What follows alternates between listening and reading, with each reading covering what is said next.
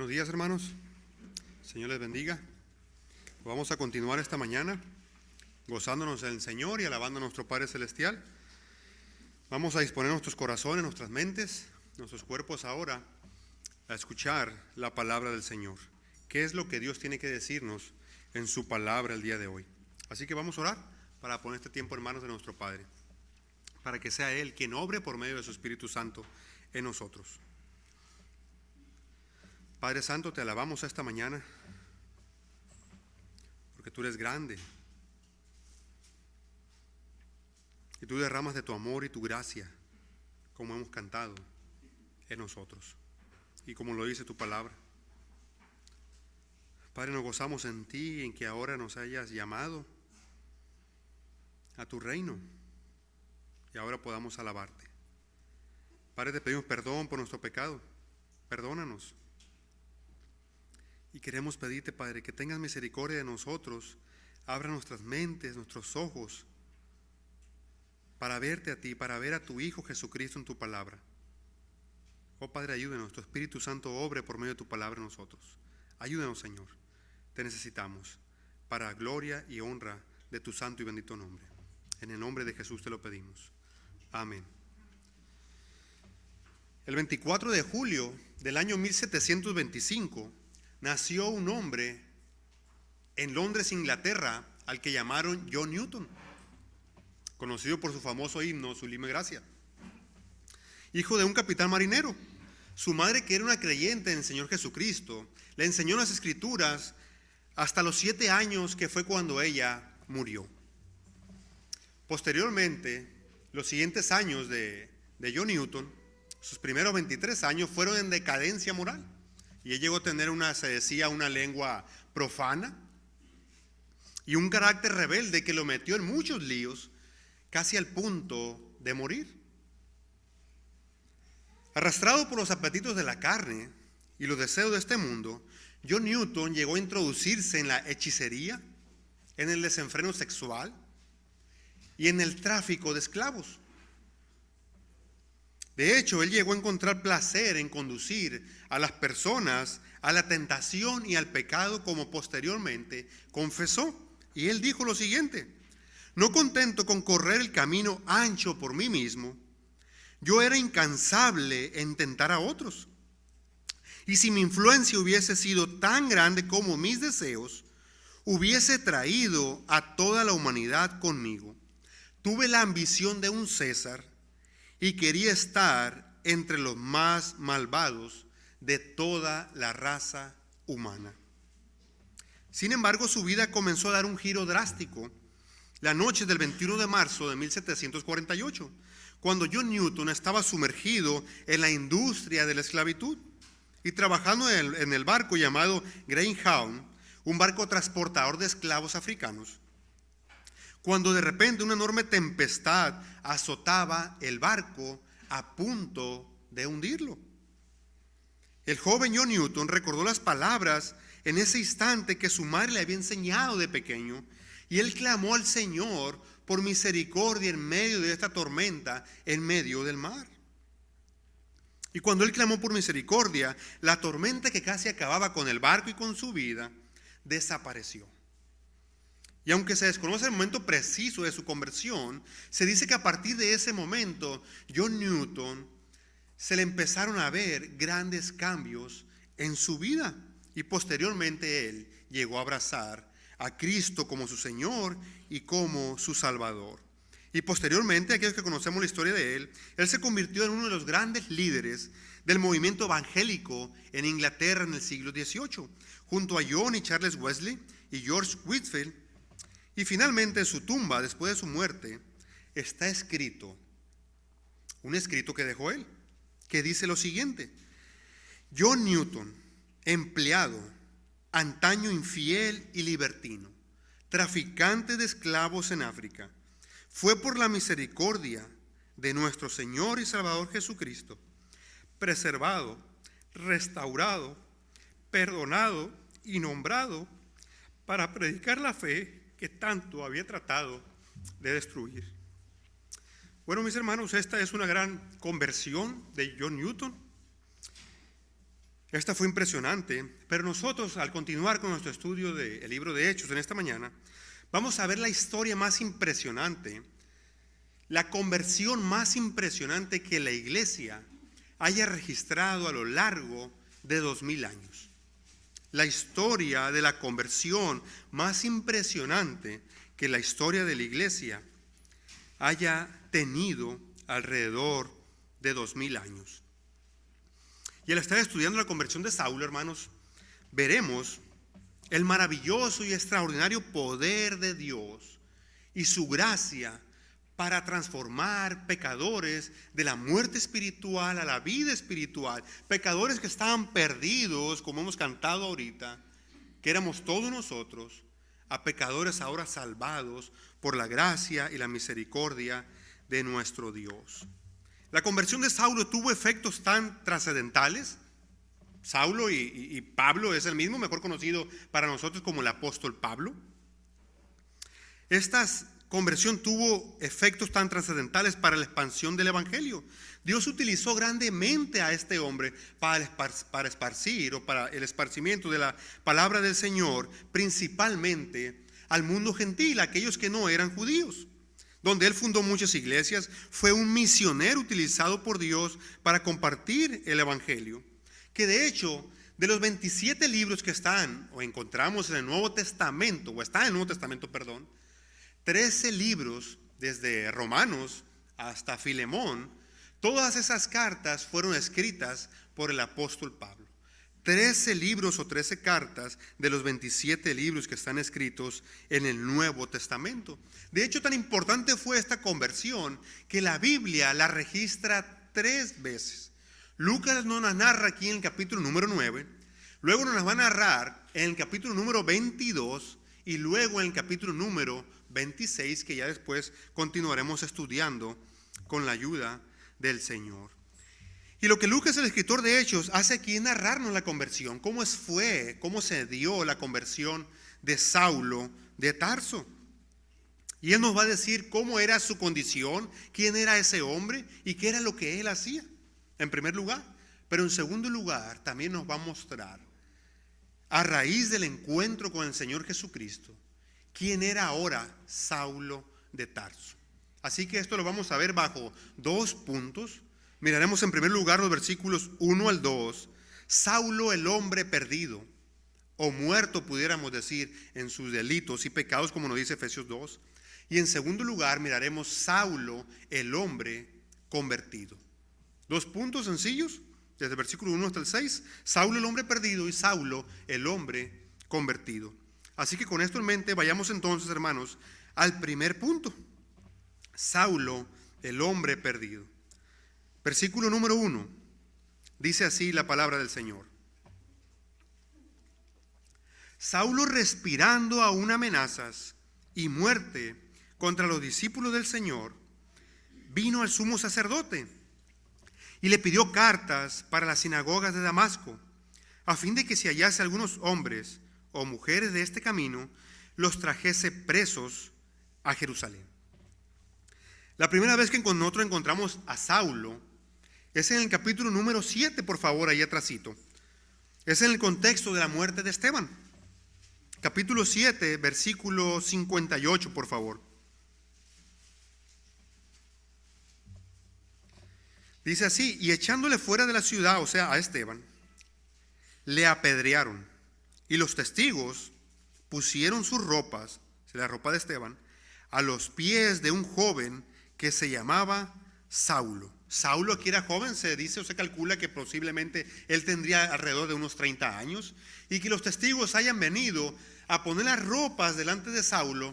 Eso nos da a entender, o podemos comprender, que Saulo ya estaba teniendo un liderazgo en esta persecución.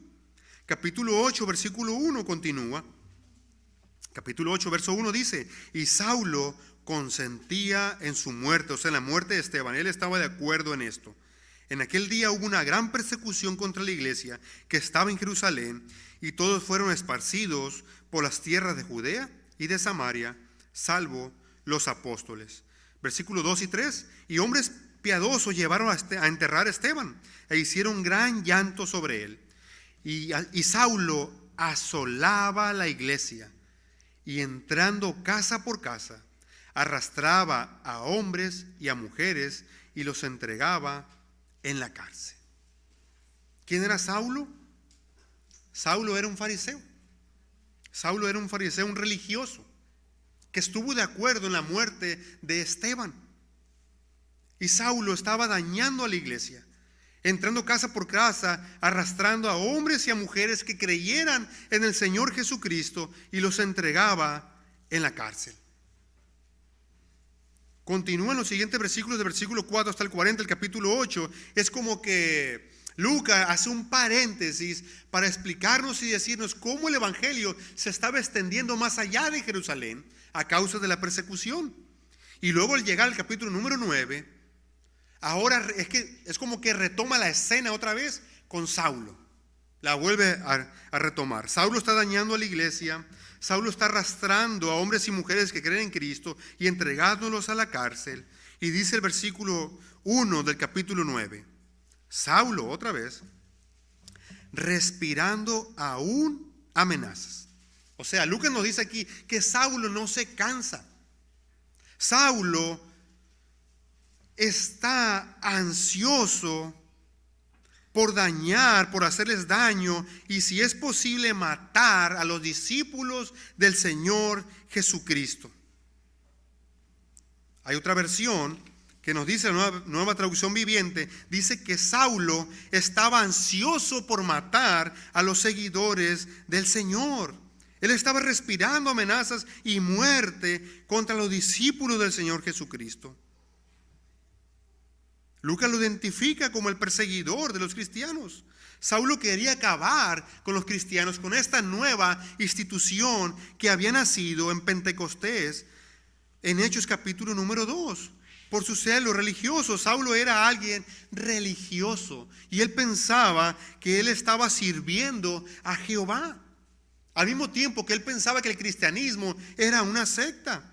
Vean lo que nos dice el mismo Saulo en Hechos capítulo 22, versículos 3 al 5. Hechos, por favor. Capítulo 22, versículos 3 al 5.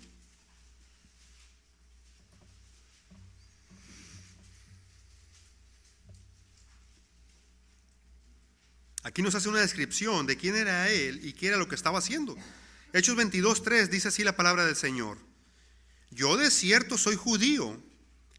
Saulo es el que está hablando aquí. Nacido en Tarso de Cilicia, pero criado en esta ciudad. Instruido a los pies de Gamaliel, estrictamente conforme a la ley de nuestros padres. Celoso de Dios como hoy lo sois todos vosotros. ¿Qué hacía? Perseguía yo este camino hasta la muerte, prendiendo y entregando en cárceles a hombres y mujeres. Como el sumo sacerdote también me es testigo, y todos los ancianos de que también recibí cartas para los hermanos y fui a Damasco para traer presos a Jerusalén también, a los que estuviesen allí, para que fuesen castigados. Capítulo 26 también, por favor, hermanos. Capítulo 26, versículos 9 al 11. Pablo está relatando su conversión ante el rey Agripa. Capítulo 26, versículo 9 de Hechos. Yo ciertamente, dice él, había creído mi deber hacer muchas cosas contra el nombre de Jesús de Nazaret, lo cual también hice en Jerusalén. Yo encerré en cárceles a muchos de los santos, habiendo recibido poderes de los principales sacerdotes, y cuando los mataron, yo di mi voto. Y muchas veces, castigándolos en todas las sinagogas, los forcé a blasfemar, y enfurecido sobremanera contra ellos, los perseguí hasta en las ciudades extranjeras. Ese era este hombre Saulo, antes de conocer al Señor, un perseguidor de la iglesia. Él era un perseguidor de la iglesia, y él pensaba que estaba sirviendo al Señor. Él pensaba que estaba sirviendo a Dios, a Jehová, persiguiendo a los cristianos, llevándolos a cárceles y todavía, si fuera posible, matarlos. Y esto fue lo que dijo el Señor Jesucristo antes de ascender al cielo, en el aposento alto. Juan capítulo 16, por favor. Juan capítulo 16, versículos 2 y 3. Esto era algo que el mismo Señor Jesucristo le había advertido a sus discípulos ya. Que vendrían hombres que pensarían que estaban sirviendo a Dios al perseguir a la iglesia. Juan capítulo número 16, versículo 2 y 3. Dice así la palabra del Señor: os expulsarán de las sinagogas, y aún viene la hora cuando cualquiera que os mate pensará que rinde servicio a Dios. Y harán esto, ¿por qué razón? Porque no conocen al Padre ni a mí. Saulo estaba pensando que él servía a Dios. Pero dice el Señor Jesucristo que Pablo aquí, bueno, no está diciendo que Pablo así específicamente, pero podemos entender por la Escritura que Saulo no conoce al Padre verdaderamente, ni a Jesús tampoco lo conoce. De hecho, él, en 1 Timoteo, capítulo 1, versículo 13, él dice que él era un ignorante con lo que hizo. Él dice: habiendo yo sido antes blasfemo, perseguidor e injuriador, mas fui recibido a misericordia porque lo hice por ignorancia en incredulidad. Él no conocía verdaderamente al Señor. Y él, sin embargo, era un religioso y pensaba que sí lo conocía, y lo que estaba haciendo de perseguir a los cristianos, pensaba él que estaba en lo correcto. Y esto nos enseña algo a nosotros. Esto nos enseña algo a nosotros, hermanos. Que debemos estudiar la Biblia en profundidad para no ir a equivocarnos con lo que hacemos y estar convencidos de que lo que estamos haciendo es correcto, cuando posiblemente no sea correcto lo que estamos haciendo, como era el caso de Saulo de Tarso. Él pensaba que estaba bien con lo que estaba haciendo, pero estaba equivocado. Por eso debemos profundizar en las Escrituras, estudiar la Escritura, no solamente leerla y meditarla, sino que estudiar a profundidad para no estar equivocados personal e individualmente y como iglesia. Podemos estar convencidos de que algo estamos haciendo, de que lo que estamos haciendo está correcto, pero ¿será lo que Dios dice en su palabra? ¿Será verdaderamente lo que Dios dice en su palabra? Debemos tener cuidado en esto. Esto podemos aprenderlo aquí. Esto nos enseña, nosotros debemos esforzarnos por estudiar las Escrituras.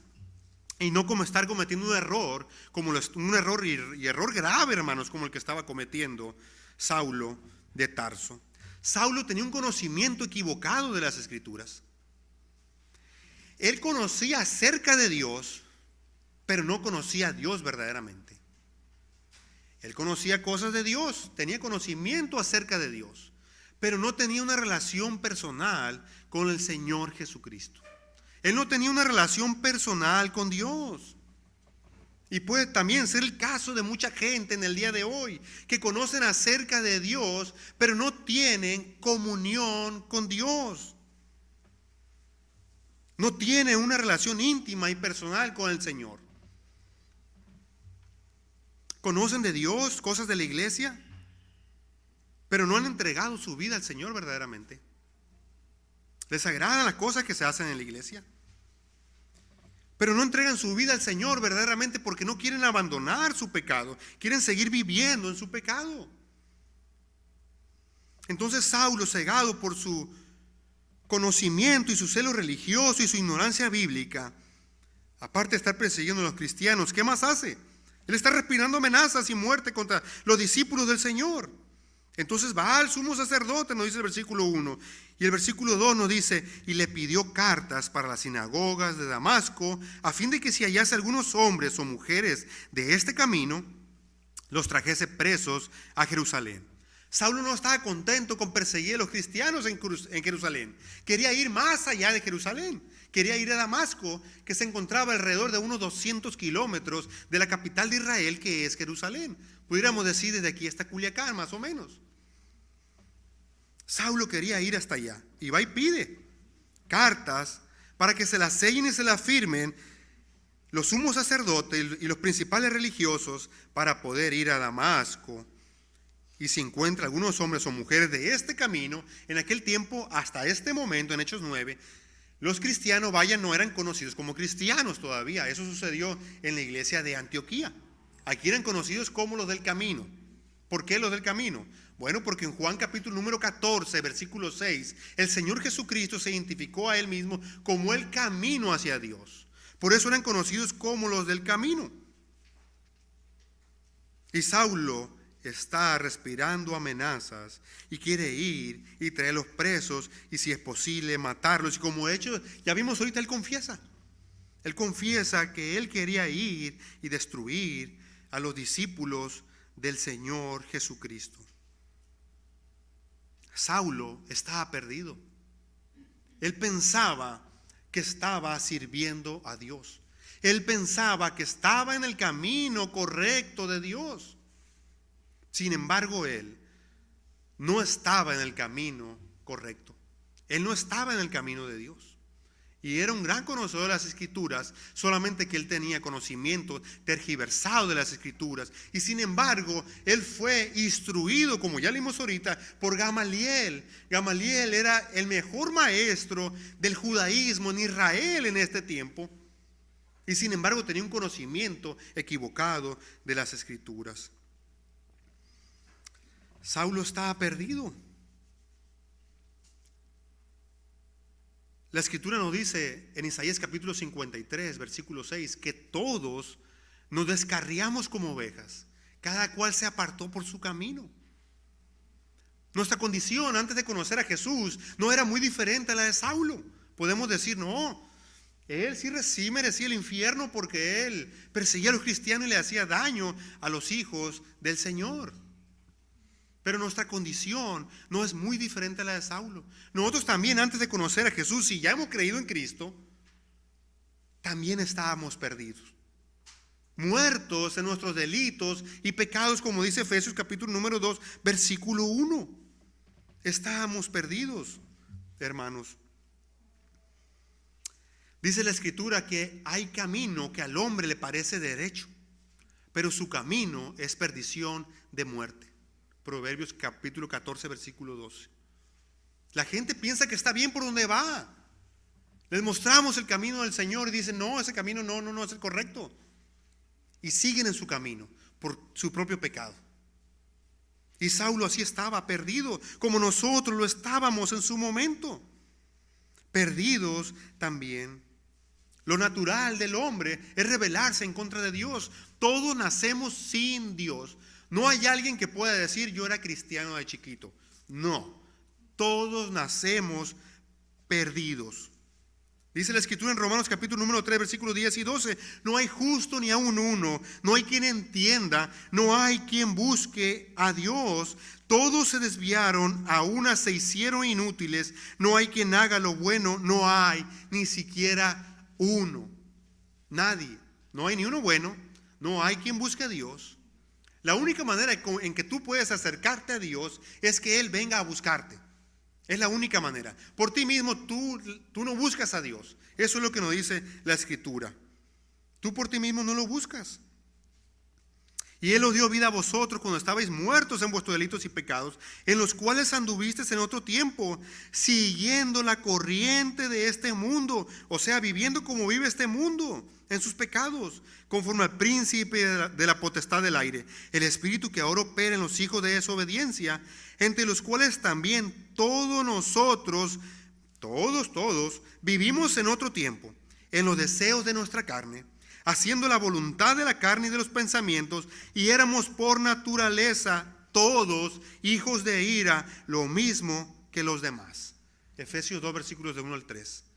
Todos éramos hijos de ira, sin Cristo. Y estábamos viviendo en otro tiempo en los deseos de nuestra carne, viviendo nuestro pecado sin el Señor. Y todo aquel que no ha creído en Cristo también está perdido, viviendo en su pecado todavía. Viviendo en su pecado. Yo te pregunto, ¿quién estaba más muerto espiritualmente o más perdido? ¿Saulo o nosotros? Igualmente de perdidos estábamos.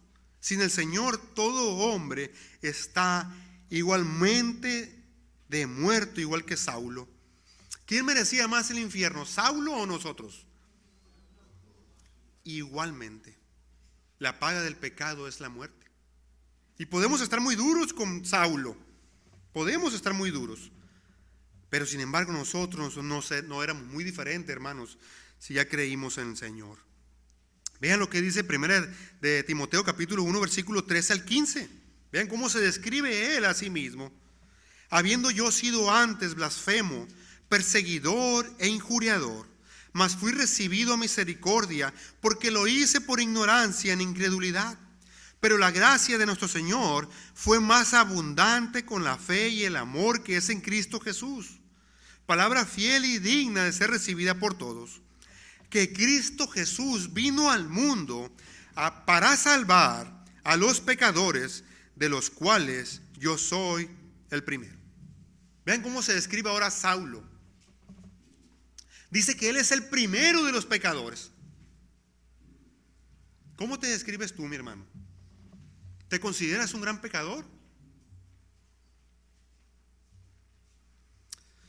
Déjame decirte que si tú nunca te has visto a ti mismo como un gran pecador, si tú nunca te has visto a ti mismo como alguien que merece el infierno por causa de tus pecados, es muy probable que tú no seas salvo. Es muy probable que tú no seas salvo. Si tú nunca te has visto a ti mismo como un gran pecador y como alguien que merece el infierno, es probable que tú no seas salvo aunque digas creer en Cristo. Porque la palabra del Señor en Juan 16, versículo número 8, nos dice que cuando el Espíritu Santo venga, y que ya vino, de las primeras cosas que Él va a hacer es convencernos de nuestro pecado. Cuando Él venga, convencerá de pecado, de justicia y de juicio. Si tú nunca te has visto de esa manera, es muy probable entonces que el Espíritu Santo no haya venido a tu vida y por lo tanto no seas salvo. Si alguien no tiene el Espíritu Santo, no es de Cristo. Nos dice Romanos capítulo 8, versículo 9. Si alguien no tiene el Espíritu Santo, no es de Cristo. Saulo odiaba a Dios, aunque él decía que lo amaba y lo seguía. Y así estábamos nosotros también antes de conocer a Jesús. La naturaleza de todo ser humano es inclinarnos a rebelarnos en contra de Dios y de las cosas de Dios. Todo ser humano sin Cristo es un enemigo de Dios. Eso es lo que dice la palabra. Sin embargo, si ya creímos en Cristo, ya no somos enemigos de Dios. Pero si tú estás aquí sin Cristo esta mañana y no has creído todavía en el Señor Jesucristo, si no le has entregado tu vida, déjame decirte que tú eres un enemigo de Dios. Eso no lo digo yo, lo dice la palabra del Señor. Nadie buscábamos las cosas de Dios, ni su reino. Nos rebelábamos en contra de su voluntad. ¿Saben cuál es el mayor pecado que existe? El primer mandamiento es amar a Dios con toda nuestra alma, mente, corazón y fuerzas. Por lo tanto, el mayor pecado que existe es no cumplir ese mandamiento. Y todos aquí hemos violado ese mandamiento, que no amamos a Dios con todo nuestro ser. Por lo tanto, ya somos merecedores del infierno. Sin embargo, Dios es paciente, misericordioso, lleno de gracia. Si Él hubiera aplicado justicia a Saulo, y estaba en todo el derecho de hacerlo, de aplicarle justicia, de fulminarlo, porque nosotros lo vemos y podemos casi hasta como decir, ¿cómo es que Dios no fulminó a este hombre, este blasfemo, este perseguidor de los cristianos? Sin embargo, Dios, vamos a ver ahorita, que va a derramar de su misericordia y su gracia en él. Él merecía la muerte y la condenación por causa de sus pecados. Nosotros merecemos morir cada día por nuestro pecado. Cada día merecemos morir nosotros por nuestro pecado. Cada día. De hecho, nosotros hemos hecho todo. Hemos hecho todo así como Saulo para que Dios nos mande al infierno. Y no lo ha hecho el Señor. Ha derramado de su misericordia y su gracia sobre nuestras vidas. Si ya creímos en Cristo, Dios nos ha dado de su gracia para salvación. Pero si tú todavía no has creído en Cristo, Dios te está llamando y está derramando misericordia sobre ti. Y es el momento para que tú vengas a entregar su vida al Señor. Todos estábamos perdidos sin Cristo. Pero vean lo que va a hacer el Señor a partir del versículo número 3. Y esto nos lleva entonces a nuestro segundo punto.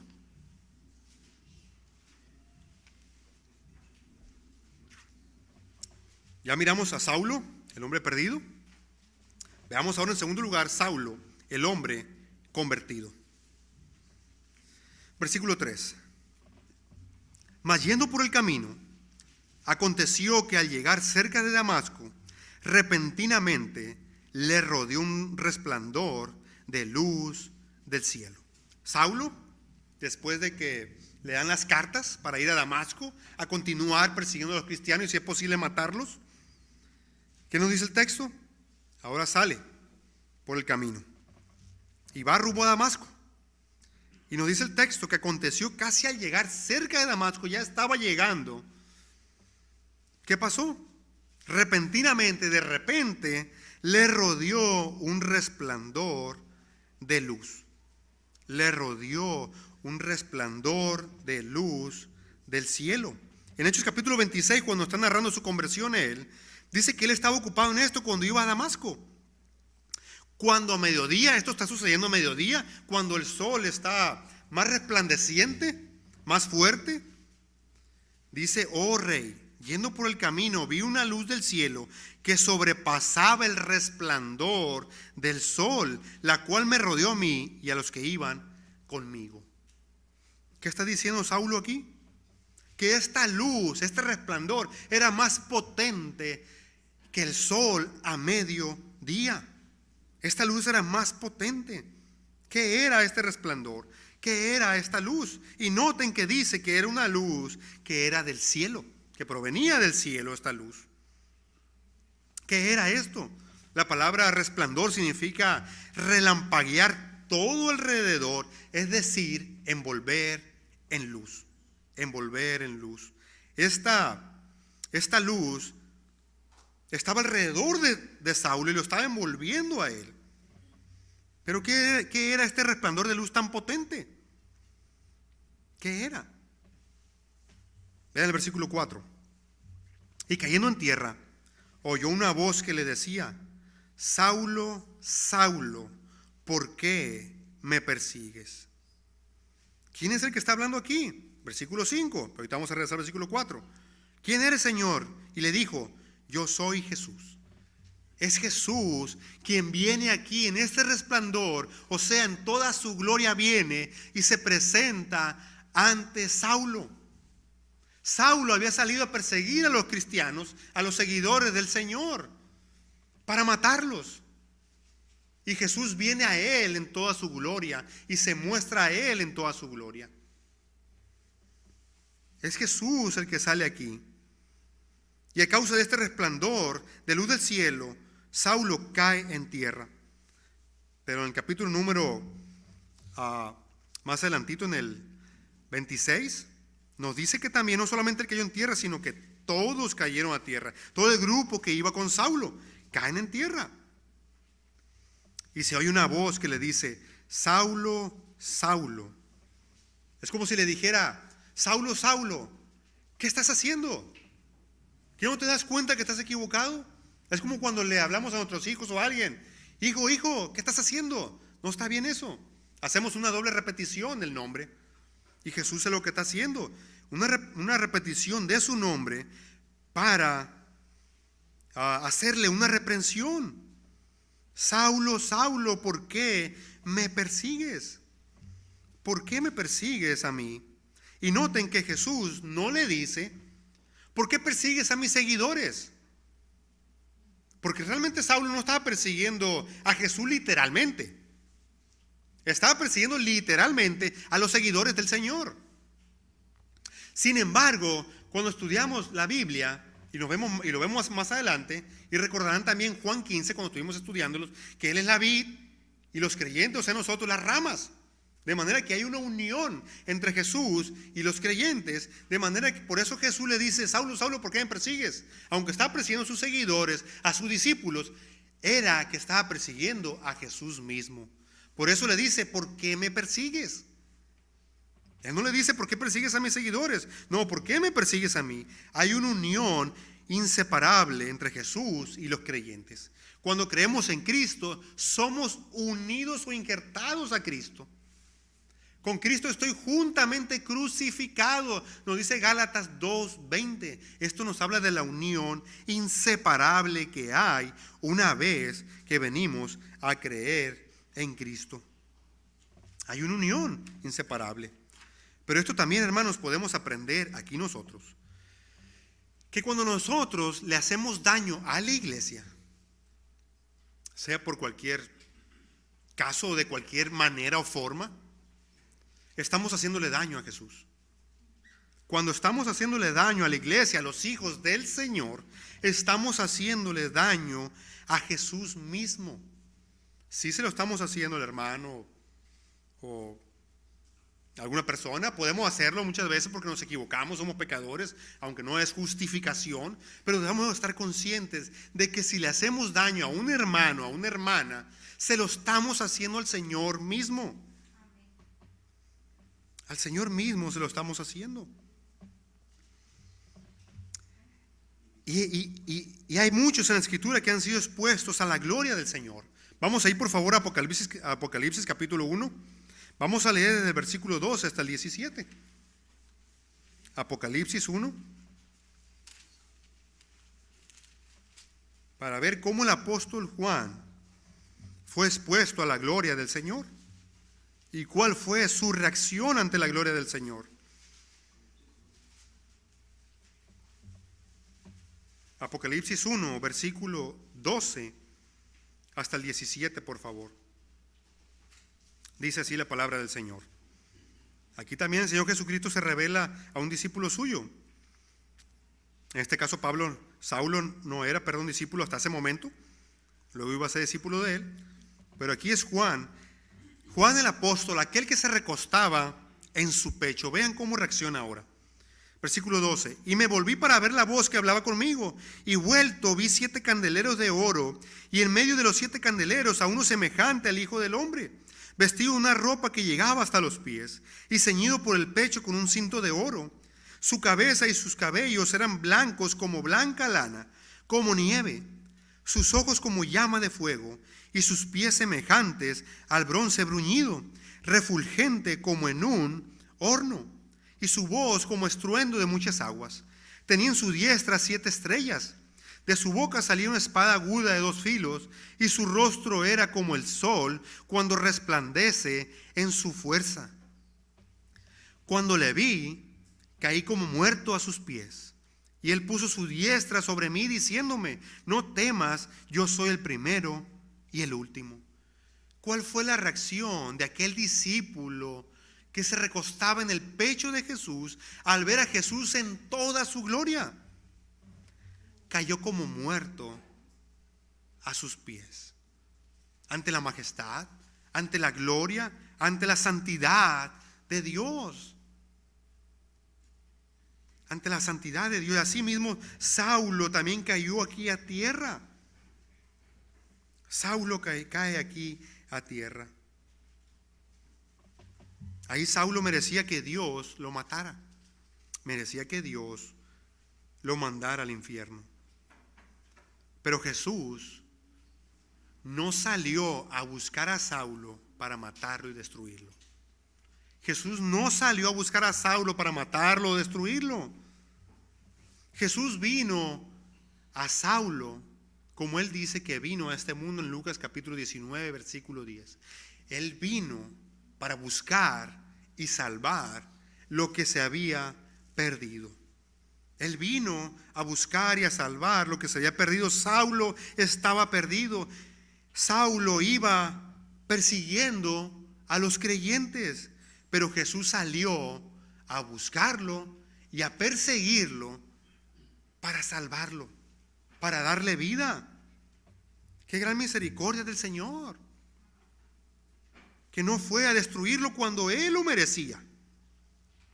Él merecía esto, e igualmente cada uno de nosotros merecía lo mismo.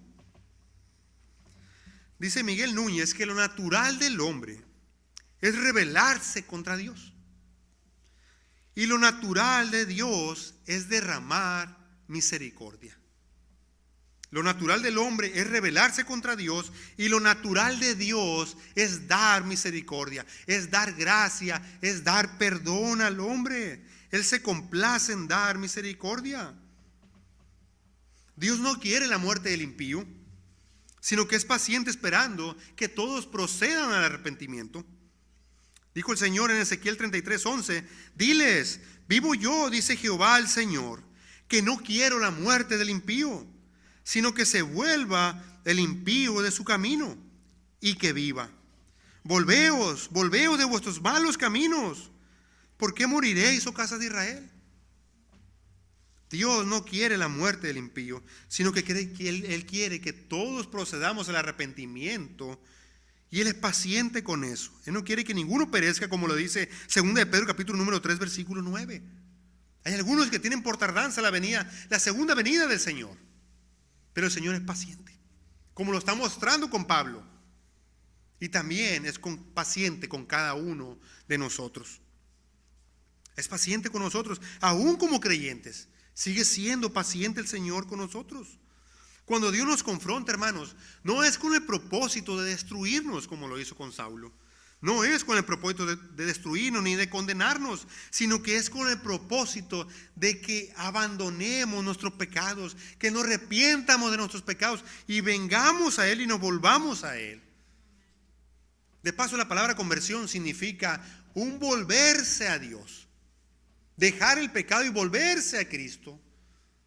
Dejar los ídolos viejos a los cuales servíamos y ahora servir al Dios vivo y verdadero, como lo dice Primera de Tesalonicenses capítulo 1 versículo 9. Eso es la conversión, es un volverse a Dios. Eso es lo que quiere el Señor para nosotros. Tito capítulo número 3 versículo 3 y 5 nos dice lo siguiente: porque nosotros también éramos en otro tiempo todos insensatos, rebeldes, extraviados o perdidos, esclavos de concupiscencias y deleites diversos, viviendo en malicia y envidia, aborrecibles y aborreciéndonos unos a otros. Pero cuando se manifestó la bondad de Dios nuestro Salvador y su amor para con los hombres, nos salvó, no por obras de justicia o por algo que no tuviéramos hecho, sino por su misericordia, por el lavamiento de la regeneración y por la renovación en el Espíritu Santo. Es Dios el que inicia nuestra salvación. Es Dios quien comienza a buscarnos y no nosotros a Él. Nosotros lo buscamos ahora porque Él ya obró en nosotros, ya nos buscó y nos dio salvación. Y nos dio salvación. Saulo, Saulo, ¿por qué me persigues? Él dijo, ¿quién eres, Señor? Y le dijo, yo soy Jesús. Y también más adelante en el relato que cuenta Saulo, él dice que allá se agrega en la historia más completa, que Jesús le dijo, yo soy Jesús de Nazaret.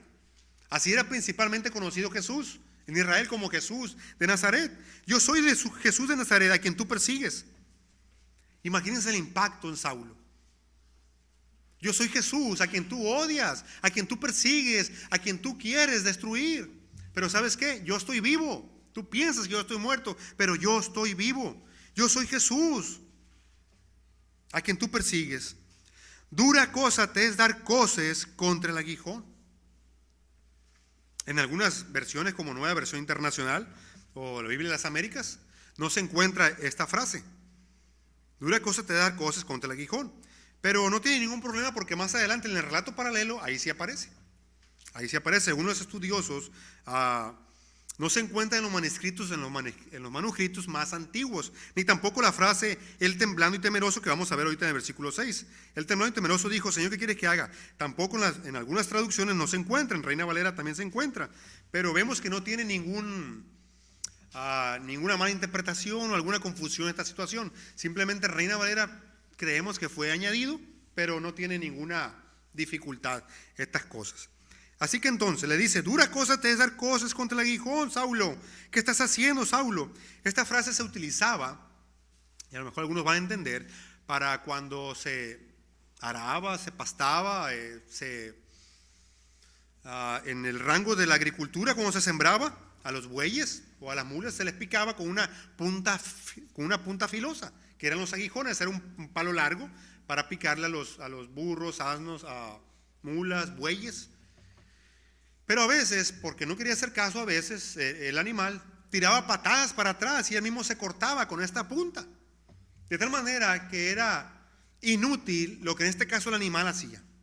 En este caso lo que Jesús le está diciendo a Saulo: Saulo, lo que haces es inútil, tú no vas a poder ganar. Es inútil lo que estás haciendo, Saulo. Dura cosa te dar cosas contra el aguijón. Entonces, él temblando y temeroso dijo: Señor, ¿qué quieres que yo haga? Y el Señor le dijo: levántate y entra en la ciudad y se te dirá lo que debes hacer. Ahora, en el encuentro con el Señor Jesucristo, ¿cómo reacciona Saulo? Bueno, como les comentaba ahorita, en alguna versión Nueva Internacional, Biblia de las Américas o alguna otra, la frase el temblando y temeroso no se encuentra, pero podemos suponer por las reacciones de los santos, tanto en el Antiguo Testamento, Isaías, el apóstol Juan, ahorita que acabamos de ver en Apocalipsis 1, ante la santidad de Dios, cómo reaccionaban las personas ante la gloria del Señor. Obviamente temblando y temeroso. Temblando y temeroso. Y dijo, vean lo primero que dice ahora: Señor. Ahora le llama Señor. Cuando él antes quería destruirlo, cuando él antes quería matarlo, ahora le dice Señor. Y esta palabra significa dueño, amo, rey o soberano. Saulo le está diciendo a Jesús ahora que Jesús es el Señor. Aparte de que en aquel tiempo solamente a los que se le llamaba Señor eran los césares. Y si tú le llamabas Señor a otro que no fuera el César, tú morías. Y Saulo le está llamando Señor a Jesús. Jesús, tú eres el Señor. Tú eres el amo y el dueño. Tú eres el dueño y amo de mi vida.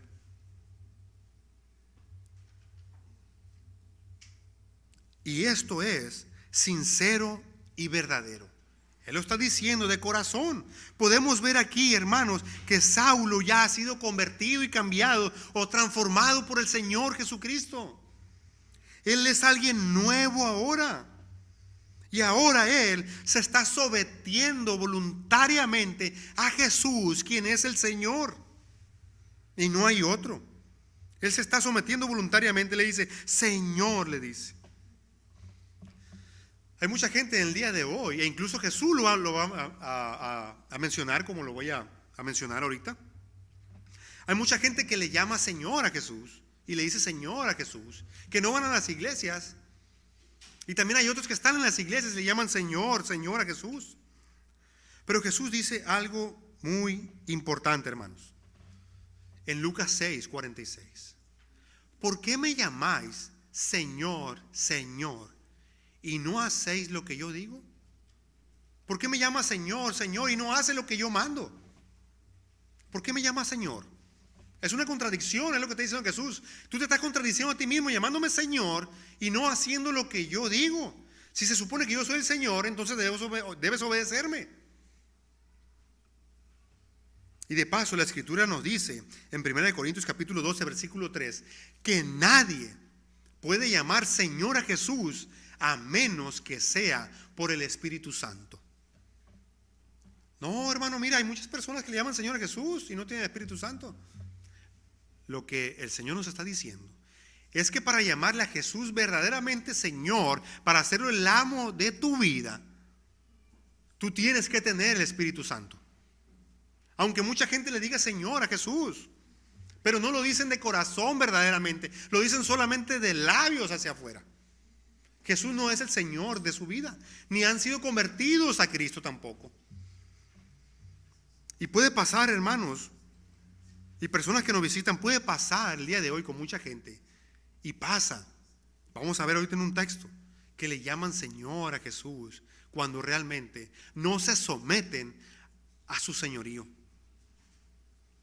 De paso, esa es otra característica de alguien que ha sido convertido, que se somete al señorío de Cristo, que se somete a lo que Jesús manda en su palabra.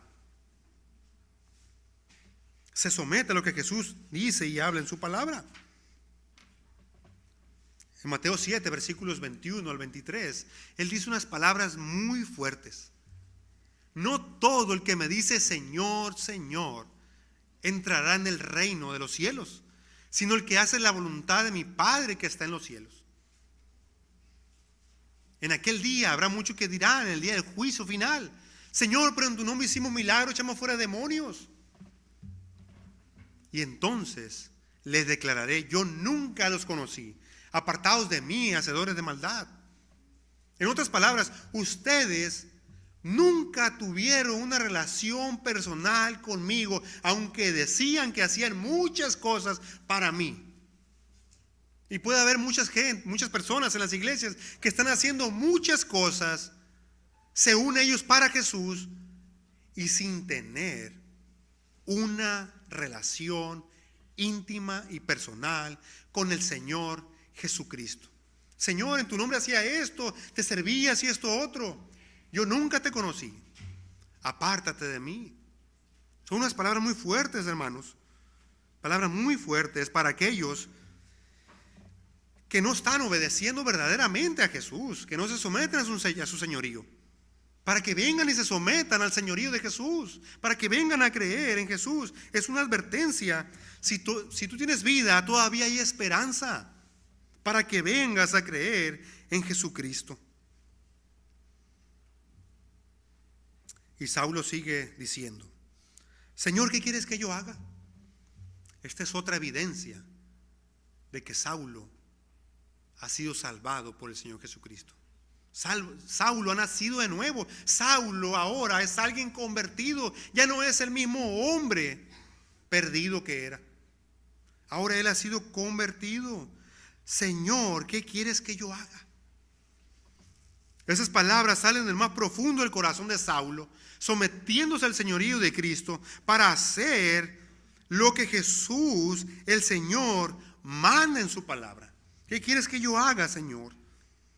Esas son palabras que salen de un corazón que ha sido transformado por el poder de Dios. Tremendo lo que ha sucedido con Saulo. Sale a perseguir a los cristianos. Él sale a dar muerte y recibe vida. Salió a dar muerte y ahora él recibe vida. Él era un muerto espiritual, ahora él tiene vida espiritual. Es alguien que se ha vuelto a Dios ahora y cree en el Señor. Él ha depositado su fe en Jesús. ¿Qué quieres que yo haga, Señor? Esto viene a raíz del encuentro que él tuvo con el Señor. Cuando alguien tiene un encuentro con el Señor, nunca queda igual. Vemos el caso de Zaqueo en Lucas 19. El Señor tuvo un encuentro con Zaqueo y fue cambiado Zaqueo. Y fue salvado Zaqueo. Fue convertido y transformado. Antes era un ladrón, un publicano, y ahora él dijo: Señor, todo lo que yo he robado lo devuelvo cuadruplicado. Podemos ver una evidencia de la salvación y la conversión de Zaqueo. En Juan capítulo número 4 nos encontramos con que Jesús tuvo un encuentro con una mujer de Samaria, o mejor conocida como la mujer samaritana. También fue convertida. También fue convertida ella. Y yo te pregunto, ¿tú ya tuviste ese encuentro con el Señor? ¿El Señor ya vino a ti a tener ese encuentro?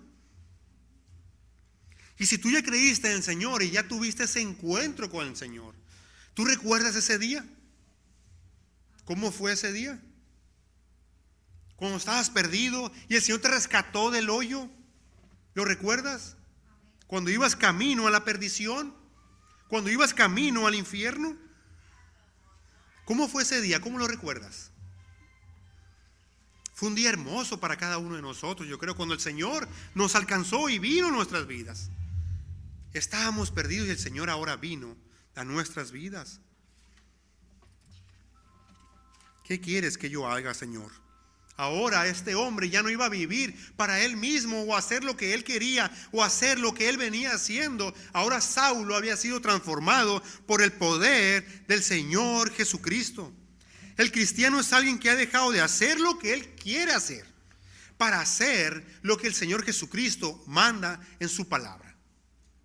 El cristiano es alguien, vuelvo y repito, que ha dejado de vivir como él quiere para vivir como Dios quiere que viva. Y por todos murió, dice la Escritura en 2 Corintios capítulo 5, versículo 15, para que los que viven ya no vivan para sí, sino para aquel que murió y resucitó por ellos. Así quiere que vivamos el Señor. Y el Señor le dijo: levántate y entra en la ciudad, y se te dirá lo que debes hacer. Vamos a continuar la próxima semana. Por el momento, concluyendo, hermanos, concluyendo. Saulo estaba perdido, muerto en sus delitos y pecados, pero fue por la gracia y la misericordia del Señor. Cuando no lo merecía, cuando merecía todo lo contrario, cuando merecía el infierno, Dios lo salvó y lo alcanzó. Y lo mismo es con nosotros si hemos creído en Cristo. Estábamos perdidos y Dios ha venido a un encuentro con nosotros y nos ha rescatado de pura gracia, por su misericordia, porque es lo natural en Él. Efesios capítulo 2, versículo 4, ya leímos los versículos 1 a 3 que nos hablan de la condición en la que está todo ser humano sin Dios. Ahora dice el versículo 4, es como que hace un contraste. Estás muerto en tus delitos y pecados. Pero Dios, este es el pero más glorioso de toda la Biblia. Pero Dios, que es rico en misericordia, por su gran amor con que nos amó, aun estando nosotros muertos en pecados, nos dio vida juntamente con Cristo. Por gracia sois salvos. Efesios 2, 4 y 5. Rico en misericordia, su gran amor con que nos amó, y por su gracia. Él decidió, si ya creímos en Cristo, derramarla en nuestras vidas.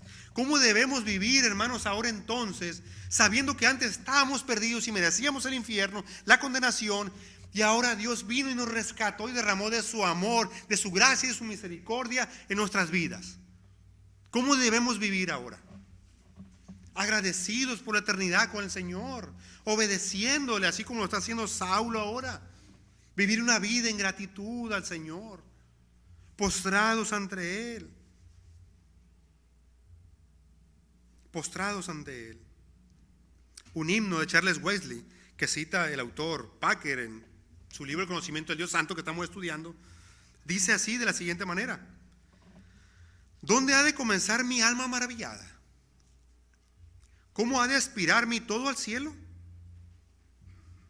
Siendo un esclavo redimido de la muerte y del pecado, un tizón arrancado del fuego eterno, ¿cómo he de alcanzar triunfos semejantes o cantar la alabanza de mi gran libertador? ¿Cómo he de expresar la bondad, Padre, que tú me has mostrado? Que yo, un hijo de la ira y del infierno, sea llamado hijo de Dios. ¿Quién soy yo? ¿Quiénes somos nosotros para que el Señor nos haya llamado, escogido desde antes de la fundación del mundo? Mi pecado era grande, pero su gracia es mayor. Romanos 5:20 dice que cuando el pecado abundó, sobreabundó su gracia. Mi pecado es grave y grande, pero su gracia es mayor.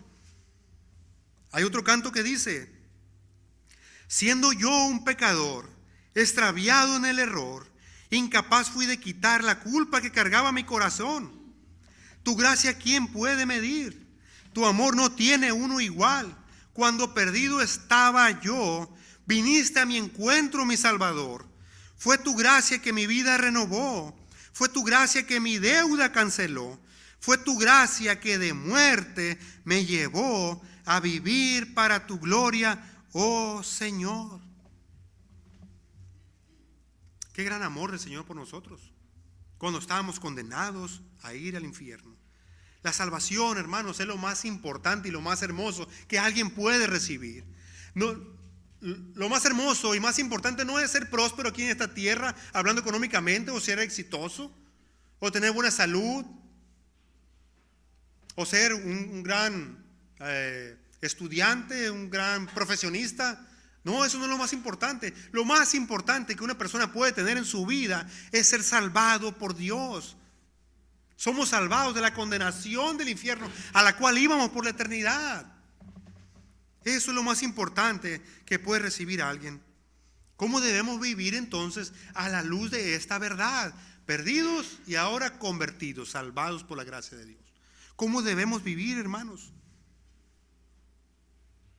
Gozosos, agradecidos con el Señor, buscando hacer su voluntad siempre. Buscando hacer su voluntad siempre. ¿Estás desanimado? Recuerda la salvación. Recuerda lo que Dios hizo por ti. ¿Te encuentras frío? Recuerda ese día cuando Dios te convirtió y te cambió. Si ya eres salvado. ¿Estás alejado del Señor? Vuelve al Señor. Él quiere que vuelvas a Él. Vuelve a Él. Recuerda lo que Dios ha hecho por ti. Es algo, hermanos, que no se nos debe olvidar y debemos estar eternamente agradecidos con el Señor. Y si tú estás aquí y no has entregado tu vida al Señor, déjame decirte que así como Dios, el Señor Jesucristo, salió a buscar a Saulo, también te está buscando a ti. Y te está llamando en esta mañana para que vengas y entregues tu vida al Señor. Ven y entregas tu vida al Señor. Él se hizo hombre para venir a este mundo, vivir una vida perfecta sin pecado, morir en una cruz por nuestros pecados, por los tuyos y por los míos, para que todo aquel que en Él crea no se pierda, mas tenga vida eterna. Entrégale tu vida. Entrégale tu vida. Así que demos gracias a Dios, hermanos, en esta mañana, por la gran salvación que ha traído a nuestras vidas. Vamos a orar. Padre Santo, te alabamos. Te damos muchas gracias, Padre, porque has derramado de tu gracia, de tu amor y tu misericordia en nuestras vidas y de tu paciencia. Gracias, Padre bendito, por la gran salvación que nos has otorgado. Ayúdanos a vivir, Padre, cada día consciente de esta verdad. Ayúdanos a vivir una vida que te glorifique a ti. Te necesitamos, oh Dios. Inclínanos, Padre, a vivir para ti, oh Señor. Y ya no para nosotros mismos ni para nuestros deleites, sino para ti. Y salva, Padre, en esta hora a aquel que no te conoce. Ten misericordia, Padre. Gracias, Señor, por todo. En el nombre de Jesús. Amén.